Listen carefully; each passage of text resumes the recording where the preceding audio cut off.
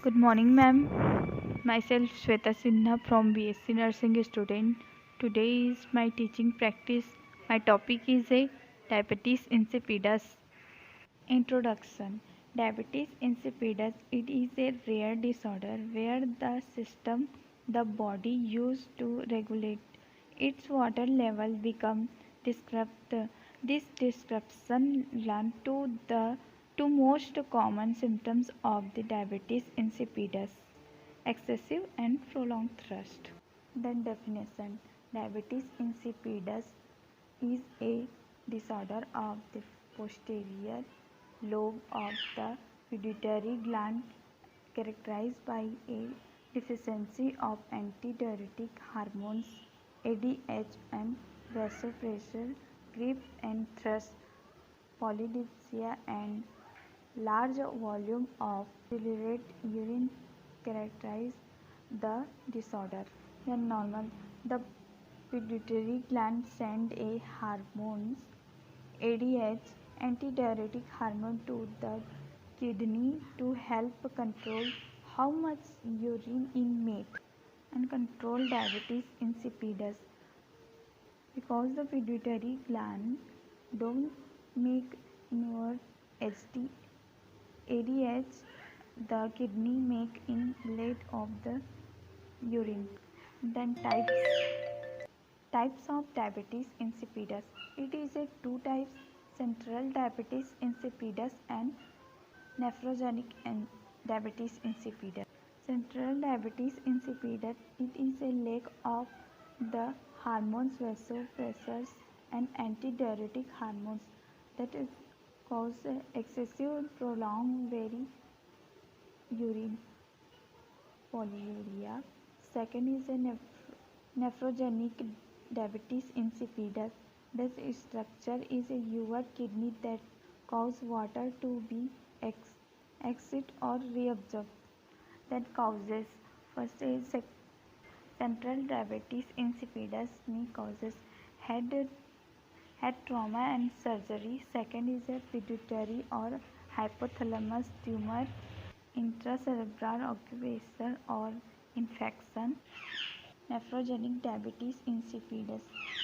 And first, systematic disease involving the kidney, multiple myeloma, sickle cell anemia, polycystic kidney disease, pyelonephrotic medications such as lithium, ये antipsychotic drug है. Then pathophysiology, central diabetes insipidus, less of vasopressor producing cell, then causing deficiency in antidiuretic hormones, ADH synthesis or release, deficiency in antidiuretic hormones, regulating in a inability to conserve water, leading to experience polyuria and polydipsia. Then sign and symptoms.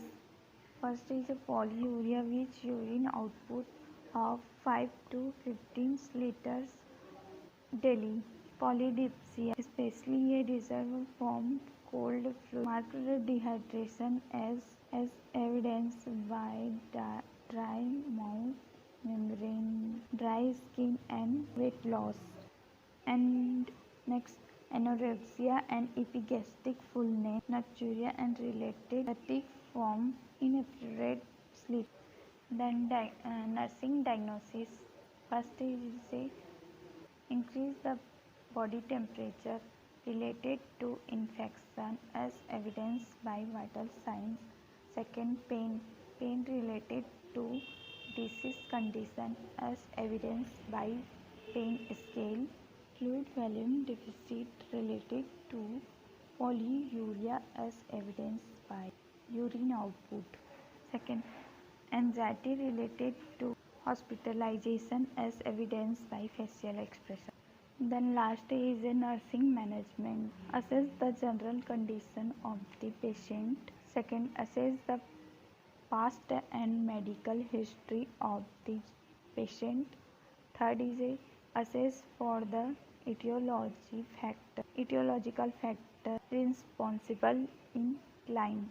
Fourth is a assess for the signs and symptoms in the client. Fifth, assess for the types of diabetes and types of insulin used for the patient.